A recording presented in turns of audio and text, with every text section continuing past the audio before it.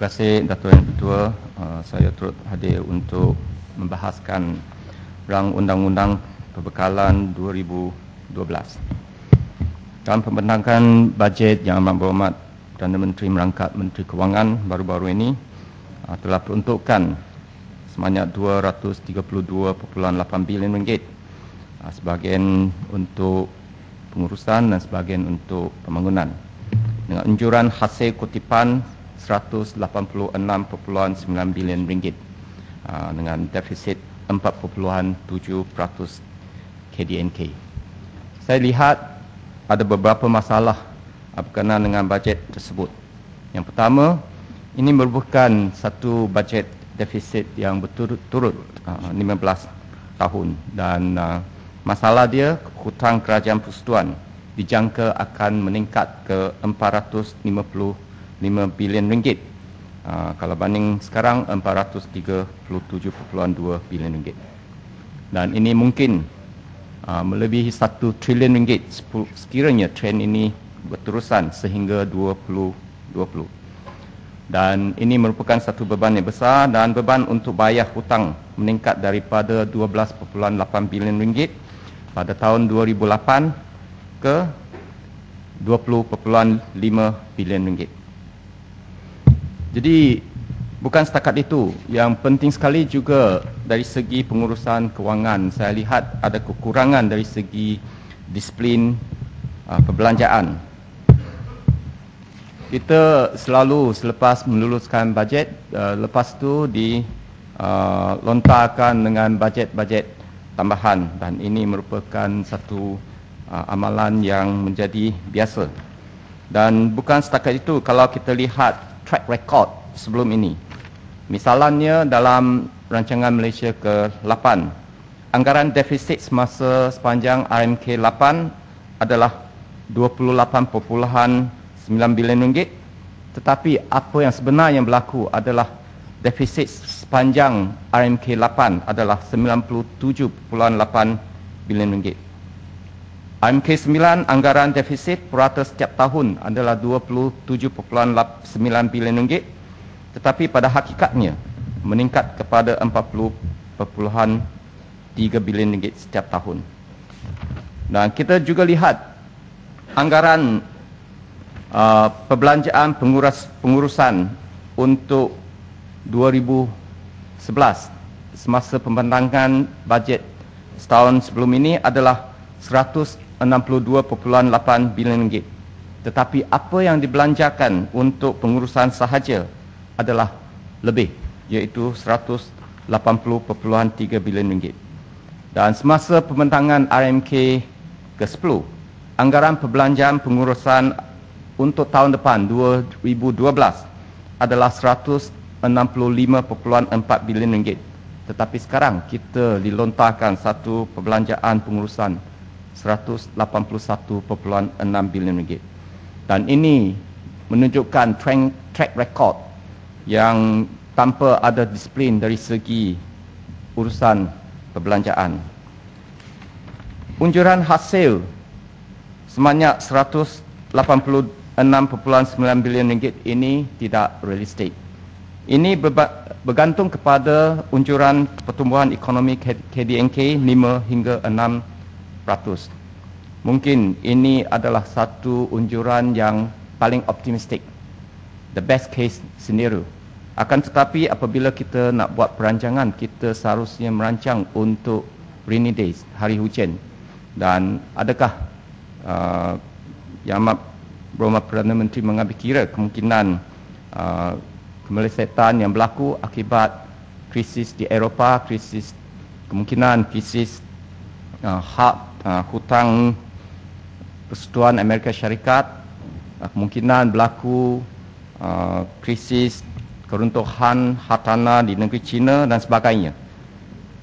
Mungkin kita boleh katakan ini satu one off, tetapi kalau kita lihat kepada track record juga, misalnya sasaran RMK 8 semasa pembentangan RMK 8 sebelum ini disasarkan pertumbuhan ekonomi 7.5% setiap tahun, tetapi kebetulan pencapaian adalah setakat 4.9%. Sasaran untuk RMK ke-9 semasa pemenangan adalah untuk pertumbuhan ekonomi 6% KDNK, tetapi kebetulan 4.2%, dan ini merupakan tanda-tanda yang sepatutnya menjadi pengajaran kepada kita. Datuk Yang Dipertua, saya maklulukan kenaikan gaji untuk sebanyak 80 hingga 320 ringgit kepada kesemua kaki tangan kerajaan. Saya rasa ini too little too late. Akan tetapi masalah berkenaan dengan sistem perkhidmatan awam ini bukan setakat gaji yang agak kekurangan, tetapi kita juga dibebankan dengan satu angka yang begitu besar. Kalau banding dengan 2006, kita cuma ada lebih kurang 900,000 kaki tangan kerajaan. Sekarang sudah meningkat kepada 1.3 juta orang kaki tangan kerajaan. Dan ini sepatutnya tidak berlaku. Mengambil kira kalau kita tengok institusi-institusi kewangan dengan penggunaan IT dan sebagainya, jumlah kaki tangan mereka makin kurang, tetapi untuk kerajaan Malaysia kita lihat ini trend yang berlainan. Dan ini juga berkenaan dengan isu pelaksanaan. Dalam bajet 2012 ini tidak beri penekanan yang sesuai untuk bagaimana kita boleh tingkatkan keberkesanan ataupun effectiveness sistem penyampaian dalam sistem perkhidmatan awam. Bagaimana kita boleh menjamin urus tadbir yang baik, bagaimana kita harus lakukan reformasi institusi-institusi seperti SPRM, media kehakiman dan polis, supaya ketirisan akibat rasuah dan salah guna kuasa ini kita boleh kurangkan. Sebagai contoh, kalau kita lihat quotation ataupun sebut harga yang dilakukan dibanding dengan swasta dan kerajaan, kita pasti yang diberikan kepada sebuah harga yang diberikan kepada untuk bekalan dan perkhidmatan kerajaan pasti adalah 30 hingga 50% lebih mahal kalau banding dengan syarikat swasta. Dan kita tidak heran apabila kita tahu daripada laporan audit di mana komputer riba yang kosnya RM4,500 boleh dibeli oleh kerajaan dengan harga RM42 bilion, pen drive yang harga RM90 boleh dibeli dengan harga RM450.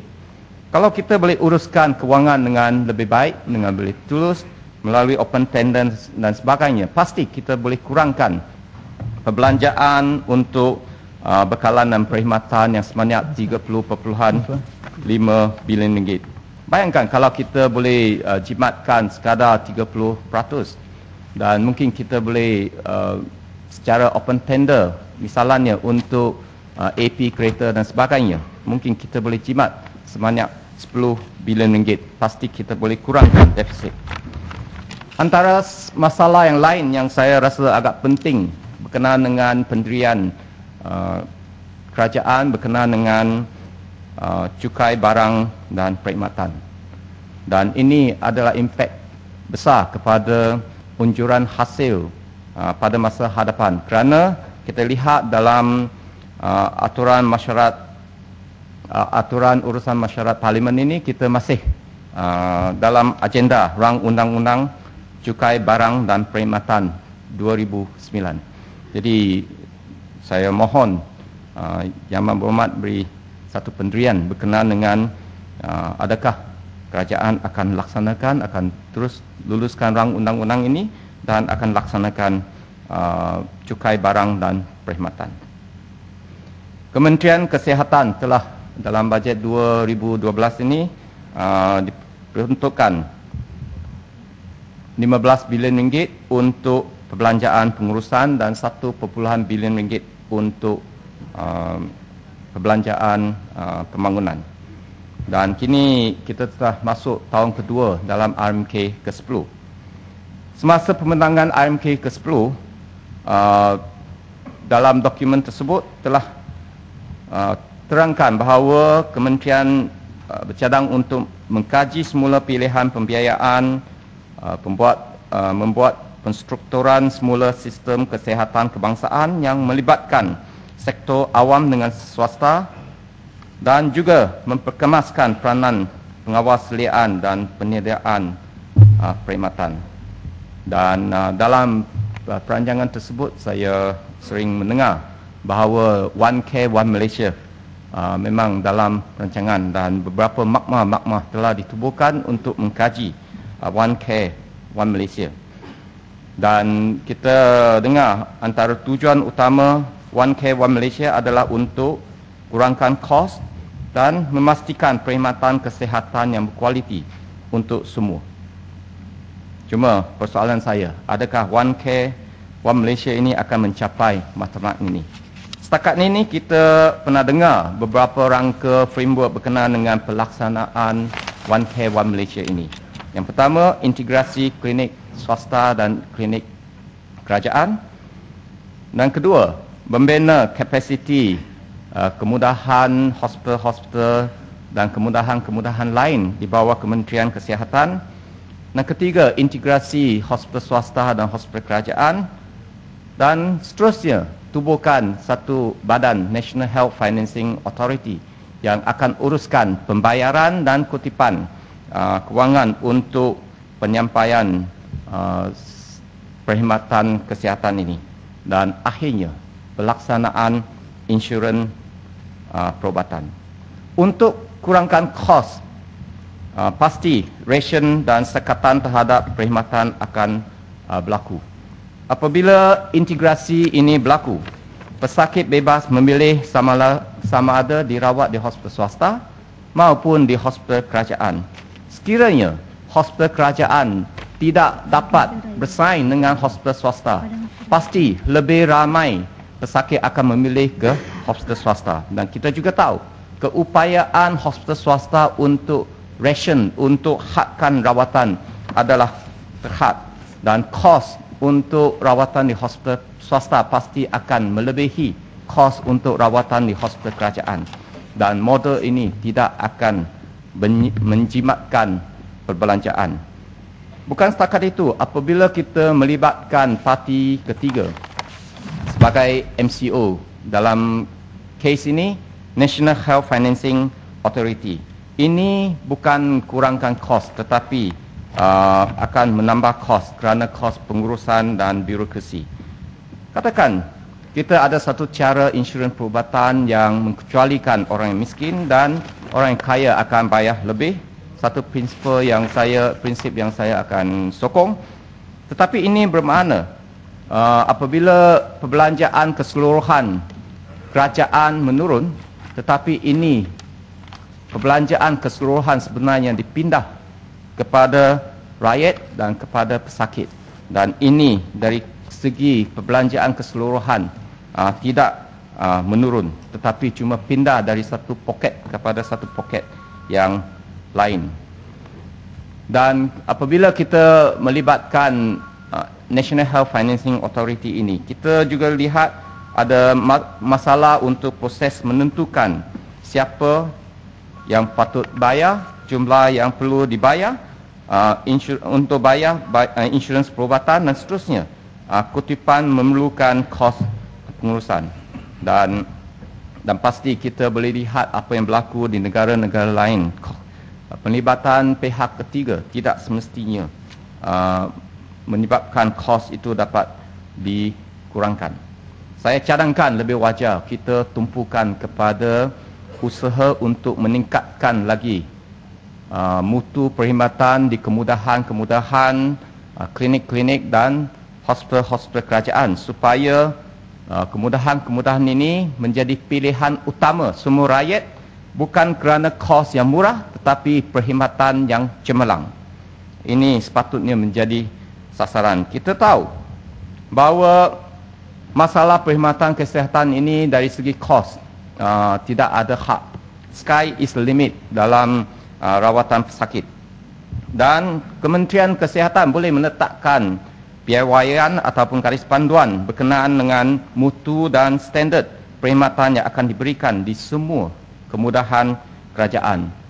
Saya rasa tidak munasabah apabila kita ada pesakit yang menunggu, misalnya pembedahan jantung coronary artery bypass surgery selama 12 bulan yang lebih, ataupun apabila kita ada kemalangan di Slim River dan terpaksa buat CT scan untuk mengenal pastikan sama ada kecederaan dalam otak, tetapi CT scan itu tidak ada di Hospital Slim River. Saya rasa ini adalah aspek-aspek di mana Kementerian Kesihatan gagal untuk menjamin perkhidmatan yang minimum kepada semua rakyat di Malaysia. Dan bukan kita nak katakan kita boleh memberi segala-galanya untuk semua pesakit dari segi perkhidmatan kesihatan. Sebagai contoh untuk misalnya dasar rumah rakyat misalnya, bukan tanggungjawab kerajaan untuk membekalkan banglo di Damansara maupun banglo sebesar rumah kediaman bekas Menteri Besar Selangor K. Toyo yang menilai puluhan juta ringgit. Tetapi adalah tanggungjawab kerajaan untuk memastikan rakyat ada tempat kediaman yang munasabah dan berkualiti.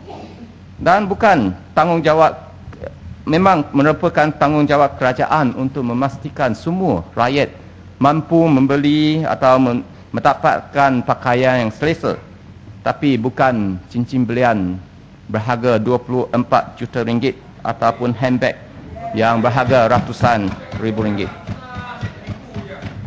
Jadi sekiranya apa suka fitnah ni? Apa masalah ini cincin belian? Sekiranya mutu perkhidmatan Kementerian Kesihatan dapat dipertingkatkan, pasti kos keseluruhan akan turun, walaupun kerajaan mungkin perlu menanggung melalui general taxation. Saya rasa ini adalah cara yang terbaik dan kita tidak perlu satu agensi yang lain untuk kutip insurans perubatan. Cuma masalah sekarang adalah kerana perbelanjaan peruntukan untuk perkhidmatan kesihatan tidak cukup. Kita lihat dalam misalnya 2009, perbelanjaan keseluruhan untuk perkhidmatan kesihatan adalah sekadar 5.4% daripada GDP. Sebahagian besar adalah daripada pihak swasta dan bukan peruntukan kerajaan. Kita lihat apa yang berlaku sekarang untuk 2012,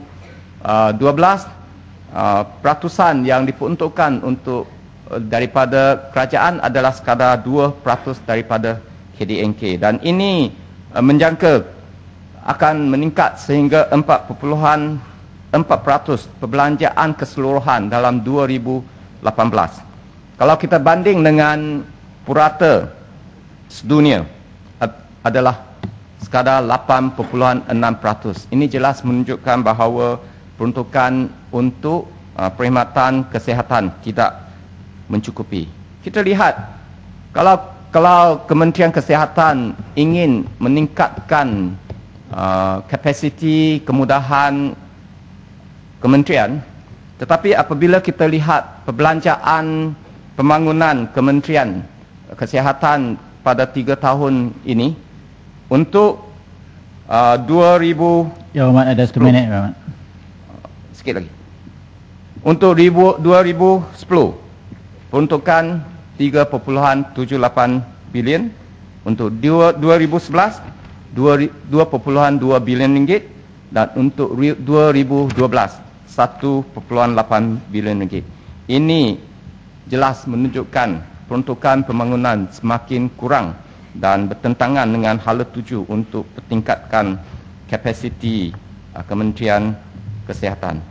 Jadi saya nak satu tajuk saya rasa agak penting untuk saya bangkitkan di sini. Saya harap beri sikit ruang untuk terangkan ini. Saya lihat peruntukan untuk orang asli 90 juta ringgit untuk tahun depan, dan saya malu-alukan walaupun ini mungkin tidak begitu mencukupi. Saya cuma nak bangkitkan satu insiden di mana saya berada dalam satu dialog bersama dengan orang asli di Kampung Kerawit, di Pos Raya kawasan Goping. pada 18 hari bulan Ogos yang lalu, di mana satu projek dinamakan Projek Komuniti Bestari, yang dinamakan sekarang Projek Komuniti Satu Malaysia, yang dibuat oleh kontraktor kumpulan hotel bajet atas sekeping tanah 12 ekar di tepi sungai, di tepi jalan antara Simpang Pulai dan Cameron Highland, dan akan diadakan kedai runcit, diadakan chalet untuk pelancong, untuk jungle trekking dan 22 jenis sukan yang akan diadakan di kawasan tersebut. Masalah isu ini adalah bukan kerana projek tersebut, tetapi yang penting sekali, tidak ada perundingan dengan Jabatan Hak Ehwal Orang Asli, dengan Tok Batin, dengan orang tempatan, tanpa kelulusan daripada kerajaan tempatan, pejabat tanah, tanpa kelulusan perundingan dengan JPS, tanpa kelulusan perundingan dengan JKR, dan mereka terus mulakan projek tersebut. Dan antaranya pokok durian orang asli diruntuhkan, di getah, rambutan, pisang, limau semua diruntuhkan. Yang penting sekali, antaranya 15 kubur orang asli itu digari dan dimusnahkan. Dan ini adalah atas nama pembangunan. Jadi tidak semestinya apabila kita katakan pembangunan kepada orang asli, ini tidak semestinya membawa kebaikan kepada orang asli, tetapi akhirnya mereka yang dapat projek, dapat kontrak, yang dapat kekayaan. Jadi saya harap perkara tersemikian dapat perhatian daripada pihak-pihak yang berkenaan. Sekian, terima kasih.